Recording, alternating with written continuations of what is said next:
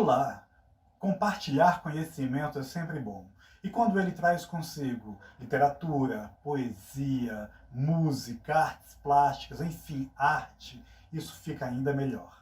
Nesse tempo de pandemia, de isolamento social, nós viemos aqui com esse intuito. E hoje você vai conhecer esse piauiense radicado em Brasília, cantor, compositor, amante da literatura, letrista e que vai compartilhar conosco, com você, um pouco do seu processo criativo. Eu sou Flávio Guedes e esse é o programa Piauí de Todos Nós.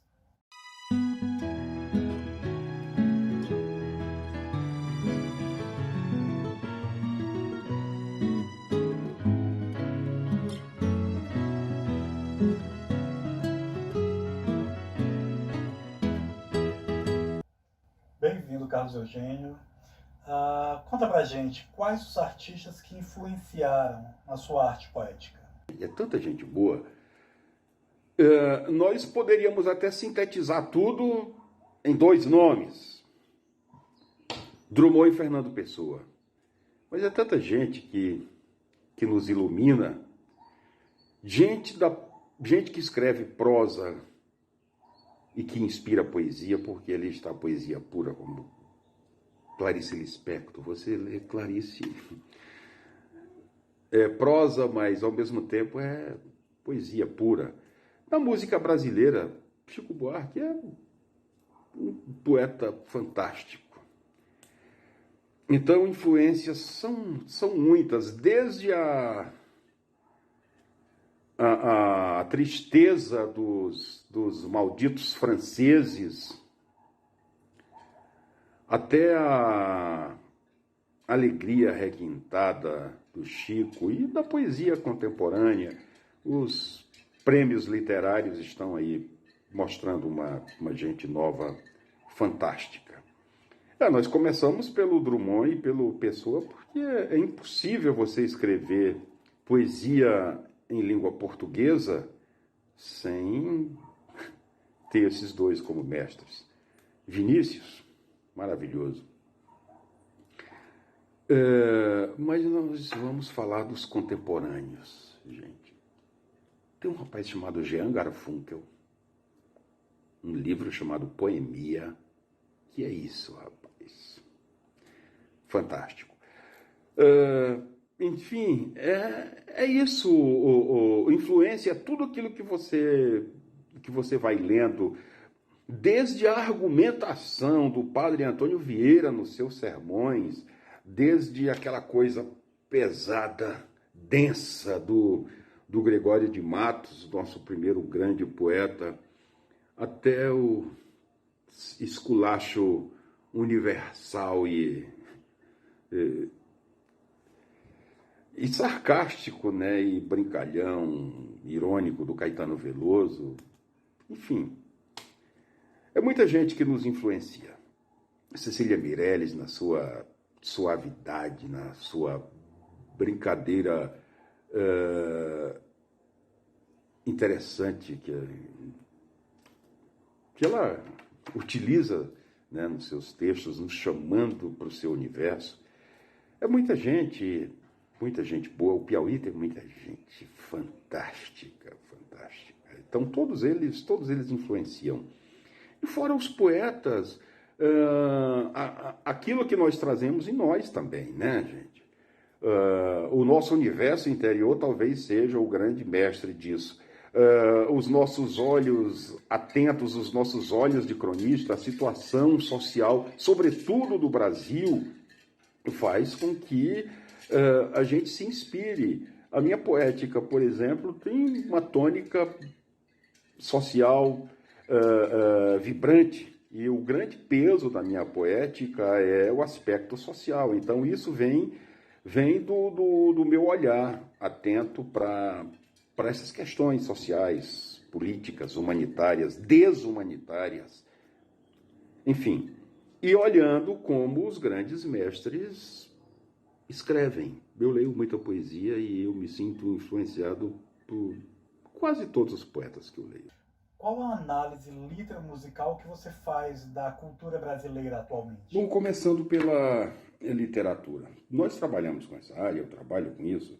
professores de português, sobretudo ensino médio, trabalham, na verdade, alguns trabalham basicamente a história da literatura, não exatamente uma análise, não exatamente aulas de literatura.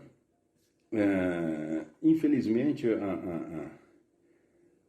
o conteúdo prescrito, digamos assim, leva alguns professores a trabalharem apenas a história da literatura. Eu prefiro trabalhar com análise, eu faço uma pequena abordagem do contexto histórico, social, do momento daquela produção, e sempre trabalho com análise de texto.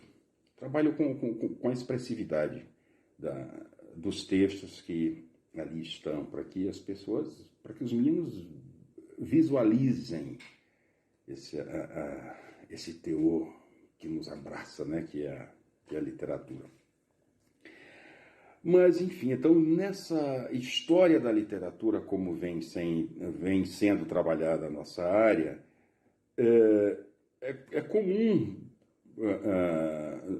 no meio dos nossos meninos alguém perguntar um autor, um nome, um texto, e esses meninos levarem para os clássicos, porque a gente trabalha pouco da literatura contemporânea, né? Mas nós temos nomes fantásticos aí na literatura, na poesia. O Antônio Cícero, que sim, já vem aí desde os anos 80, grande letrista com a irmã Marina Lima, em parceria. E vários outros nomes. Na prosa, o Milton Ratum, fantástico, acho que um dos melhores nomes dos últimos tempos. Um pouquinho antes dele, tem o João Ubaldo Ribeiro. Enfim, na prosa, talvez o número de escritores seja um pouco maior, mas na poesia também nós temos bons nomes. E eu gostaria de ressaltar um detalhe: os concursos literários. Existem alguns concursos valiosíssimos, concorridíssimos. A CEP, Companhia Editora do Pernambuco, tem um prêmio anual que é fantástico. A Biblioteca do Estado do Paraná tem outro concurso revelando grandes talentos. A Secretaria de Cultura de São Paulo, enfim. Então, nós temos alguns nomes e alguns sites especializados em literatura, Recanto das Letras, principalmente, vem revelando, vem trazendo à luz uma série de nomes que merecem ser observados. Na música, uma coisa que me incomoda muito é escutar algumas pessoas dizerem que a boa música popular brasileira morreu lá nos anos 70, com os grandes festivais, os grandes nomes. É claro que nós vamos levar mais uns 2 ou 3 séculos para ter outro Chico Buarque. Não é toda a nação que tem o privilégio de abrigar um artista dessa grandeza. Bem verdade que há muito tempo ele não produz algo que venha a ser escutado por uma grande massa, mas continua produzindo. Não é toda a nação que tem um Caetano, um Gil, um Milton, Belchior, enfim. Essa geração não tem produzido muita coisa significativa, e outros nomes à altura, com esse peso, talvez não. Mas nós temos nomes que vêm surgindo de 30 anos para cá. Ninguém vai substituir um nome por outro, mas você tem Lenine, Paulinho Mosca, Chico César, Zé Cabaleiro, enfim, uma infinidade. Você é professor, né? E artista, né? Então, conta pra gente o que é que lhe dá mais prazer, lecionar ou compor, fazer poesias? São prazeres diferentes, claro. Dar uma boa aula é um prazer imenso. Ao fim de cada etapa, então, ver o resultado de cada um dos seus alunos é algo que não tem preço. Essa é, acho que é a grande arte, né, da sala de aula. Somos muitos artistas no mundo inteiro, encarando essas dificuldades, como diz o Caetano, dores e delícias. A gente sai extasiado, de fato, de algumas aulas, mas não são todas. Por isso que eu falei que são prazeres diferentes. Eu vou fazer 28 anos de sala de aula aqui, mais 10 meses em Teresina, tá perto de 30 anos. Então esse prazer, de vez em quando, se desgasta um pouco. É difícil você encontrar um prazer tão duradouro assim, mas ainda hoje, com esse tempo todo, a gente ainda encontra garra para defender a sua área, a sua arte e o seu prazer. E é claro que esse prazer só é proporcionado a quem gosta do que faz. Graças a Deus eu estou inserido nesse grupo. Então, ainda hoje, né, com esse tempo todo, não são todas as aulas. É bem verdade que isso mudou também com o tempo, o processo, a dinâmica de sala de aula mudou muito. Antigamente era só aula expositiva, eu sentia um prazer imenso em chegar,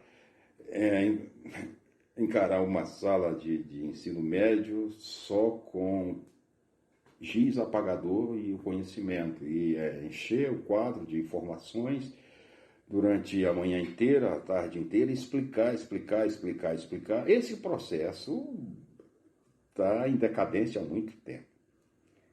Dizem os estudiosos da área, né, que depois de 40, 50 minutos, e nós trabalhamos, eu pelo menos trabalho com aulas duplas, né, 1h30, então depois de 40 minutos gera um certo desgaste, até porque a clientela hoje é outra, é mais impaciente e a sua forma de assimilação é outra, né?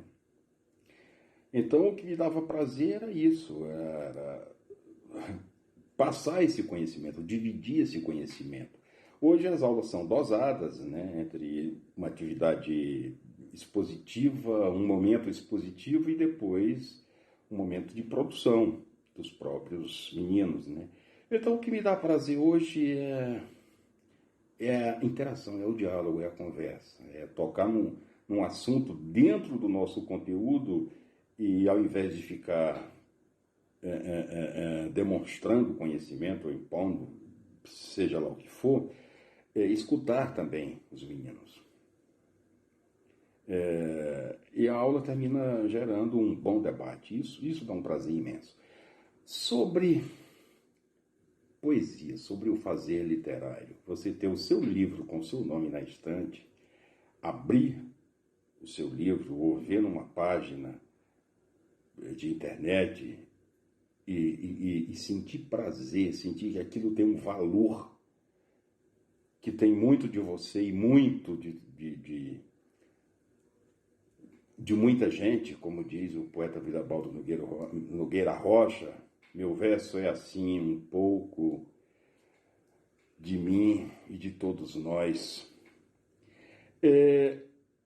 Então, essa literatura, esse fazer literário, o fato de você ver uma produção é maravilhoso. É um prazer diferente. Compor uma música, quando você termina, que toca, e você próprio se escuta, e você se agrada daquilo que você fez, nossa Senhora, é difícil encontrar palavras. Ainda mais quando você escuta a sua canção interpretada por outra pessoa, saber que mais alguém gostou disso, não tem preço. Mas isso não é uma constante, não é? Você compõe uma vez aqui, outra sei lá onde ou quando. Então o prazer mais constante tem sido realmente, nesses quase 30 anos, essa interação da sala de aula. São prazeres diferentes, enfim. Mas é isso. E é bom atuar em todas essas áreas e sentir prazer em todas elas. E sobre a internet, o que você acha? Ela veio mesmo para universalizar as oportunidades de acesso à cultura e de difusão cultural? A influência da internet nos meios culturais, educacionais, papel fundamental. Eu acho que a internet democratizou o acesso aos bens culturais de forma geral. Até porque todo esse patrimônio cultural da humanidade, seja na literatura, na música, sempre foi de um acesso muito limitado, sempre foi muito elitizado. Era coisa para quem tinha dinheiro para comprar um bom livro, uma encadernação excelente. Livro sempre foi, e continua sendo, o livro material, um produto final muito caro.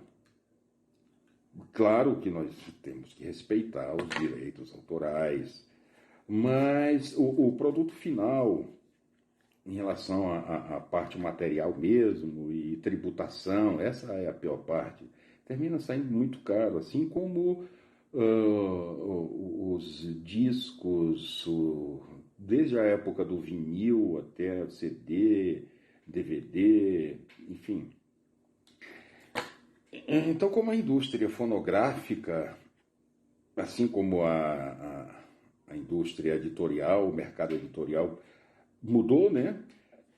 Então, hoje você tem plataformas de música que permitem o acesso gratuito a muita coisa boa que está acontecendo. E os artistas não dependem mais de uma grande gravadora. Você tem aí transmissões ao vivo pelo YouTube o tempo todo, outras redes sociais, Facebook, enfim, e muitos blogs voltados para a literatura. É claro que não é para quem é mais antigo, né? Não é a mesma coisa. Você folhear, você abrir um livro, é muito mais saboroso, tem um cheiro diferente. Para quem pode, é muito bom. Para quem tem condições financeiras de comprar bons livros, de comprar bons discos, bons DVDs. Mas para quem não tem, gente, esse acesso via internet já é um achado, coisa inimaginável há algum tempo. Então eu acho que ela democratizou e nesse sentido, pelo menos no sentido do acesso, ela nivelou sim artistas, escritores. A forma de acesso é paritária, digamos assim, pelo menos há um sentido de equidade nesse sentido. É claro que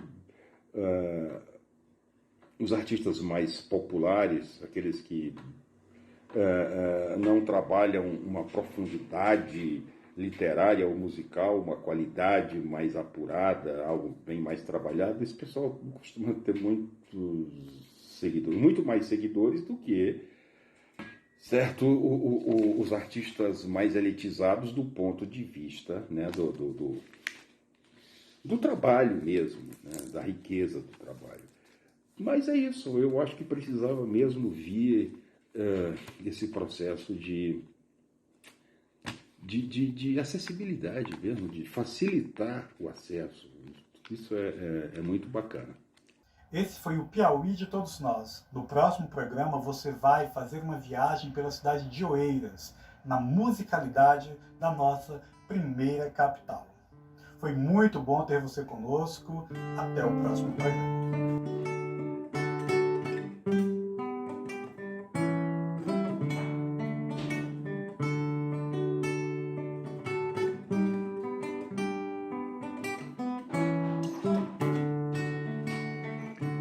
O meu cantar era à beira de riacho, quando a seca feito de acho não dava de atazanar.